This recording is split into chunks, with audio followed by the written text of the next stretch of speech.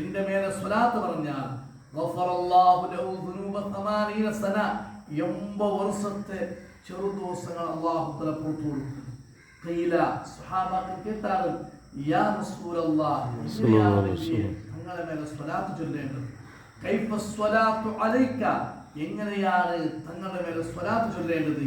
തഖൂലു ഉത്തരം സ്വഹാബാക്കൾ പറഞ്ഞു, നിങ്ങൾ പറയുവീൻ അല്ലാഹുമ്മ സ്വല്ലി അലാ മുഹമ്മദിൻ അബ്ദിക വനബിയിക വറസൂലിക നബിയിൽ ഉമ്മി. ആ സമയത്ത് പറഞ്ഞു ഈ സ്വലാത്ത് ഇങ്ങനെയാണ് സ്വലാത്ത് പറയുന്നത്. അങ്ങനെ സ്വലാത്ത് 80 സ്വലാത്തുകൾ ചൊല്ലിയാൽ നിന്റെ 80 വർഷത്തിന്റെ ദോഷങ്ങളെ അല്ലാഹു തആല പുറത്തു കൊടുക്കും ജുമാ ദിവസത്തിൽ. അതേപോലെ മൻ സ്വല്ല സ്വലാത്തുൽ അസ്രി മിൻ യൗമിൽ ജുമാ, ഒരാൾ ജുമാ ദിവസത്തിൽ അസ്ർ നിസ്കാരം നിർവഹിച്ചു.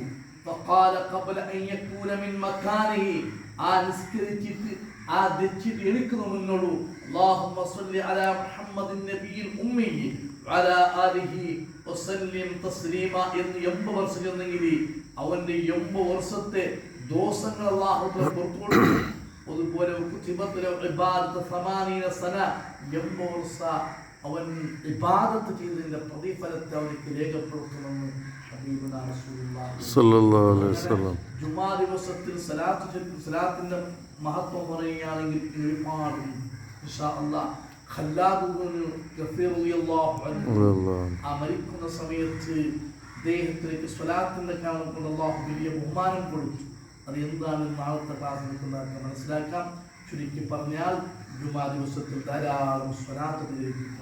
അർഹമുർ-റഹീമായ അല്ലാഹുവേ ഞങ്ങളുടെ മജ്‌ലിസിനെ ഖബൂലാക്കണം റഹ്മാനേ. ഹബീബായ മുഹമ്മദ് സ്വല്ലല്ലാഹു അലൈഹി വസല്ലം അവിടുത്തെ സ്വലാത്തിന്റെ ബറക്കത്ത് കൊണ്ട് അല്ലാഹുവേ ഞങ്ങളുടെ ദോഷങ്ങളെ നീ പുറത്തു താ റഹ്മാനേ. അല്ലാഹുവേ ഞങ്ങൾക്ക് നീ അഫ്വ ചെയ്യണം റഹ്മാനേ. ഞങ്ങളുടെ രോഗങ്ങളെ ശിഫയാക്കണം അല്ലാഹ്. ഞങ്ങളുടെ പ്രയാസങ്ങൾ, ഞങ്ങളുടെ ബുദ്ധിമുട്ടുകൾ, ഞങ്ങളുടെ കഷ്ടപ്പാടുകൾ നീ തീർത്തു തരണേ റഹ്മാനേ. ഒരുപാട് രോഗികൾ രോഗം ശിഫയാകാൻ വേണ്ടി ദുആ കൊണ്ട് വസിയത്ത് ചെയ്തവരുണ്ട് അല്ലാഹ്. അല്ലാഹുവേ ഞങ്ങളുടെയും അവരുടെയും രോഗം നീ ശിഫയാക്കണം റഹ്മാനേ.